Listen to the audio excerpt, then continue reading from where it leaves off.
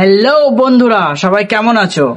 আজকে কথা বলবো গিবলি নিয়ে। কয়েকদিন ধরে যেদিকেই তাকাচ্ছি সেই দিকেই সবাই গিবলি হয়ে ঘুরে বেড়াচ্ছে। চারিদিকে সবাই এখন গিবলি। আমার ইনস্টা আর ফেসবুকেও সবাই এরকম, সবাই গিবলি গিবলি করতেছে। এখন যার কাছে চ্যাট জিপিটি প্রিমিয়াম আছে তার আলাদাই ডিমান্ড, আলাদাই রেলা।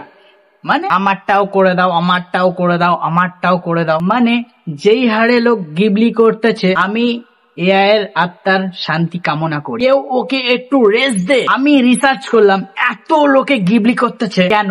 মানে গিবলিতেই ওদেরকে সুন্দরী লাগছে, আসলে ওদের লাগে না সুন্দরী দেখতে, তাই জন্য গিবলি করছে। গিবলিতেই একটু মডেল লাগে। আমি কি একমাত্র যে এখনো গিবলি করতে পারলো না? তাইলে কি আমি জীবন যুদ্ধে পিছিয়ে গেলাম? বাড়ি ঘর, রাস্তাঘাট, হাওড়া ব্রিজ, রবীন্দ্রনাথ ঠাকুর আস্তে আস্তে সব গিবলি হয়ে যাচ্ছে। মানুষরা অ্যানিমে হয়ে ঘুরে বেড়াচ্ছে। আচ্ছা, এটা পেড জিপিটি ছিল না? তাহলে ফ্রিতে বানাচ্ছে কি করে এরা? বয়ফ্রেন্ডের সাথে ছবি দিতে ভয় পাচ্ছ, গার্লফ্রেন্ডের সাথে ছবি দিতে ভয় পাচ্ছ, গিবলি দিয়ে দাও, লোকে বুঝতেই পারবে না। আর এখনো আমি করতে পারলাম না। গিবলি তো ছাড়ো, এমনই কপাল হোয়াটসঅ্যাপে ওই সং এর আপডেটটা ওটাও আমাকে দিই। একটা গিবলি ইমেজ না ছুড়ে মারা পর্যন্ত একটা আনচান আনচান করতেছে। যারা আমাকে একসময় কার্টুন বলতো তাদের দেখো, তারাই এখন কার্টুন হয়ে ঘুরে বেড়াচ্ছে। এখন ইনস্টা ফেসবুকে 4টে দল হয়েছে, দল। একদল গিবলি বানিয়ে পোস্ট করে ফেলেছে, আর একদল বানাতেই পারছে না, ওরা জানেই না কোন অ্যাপে বানায়। আর একদল নিজেকে ভীষণ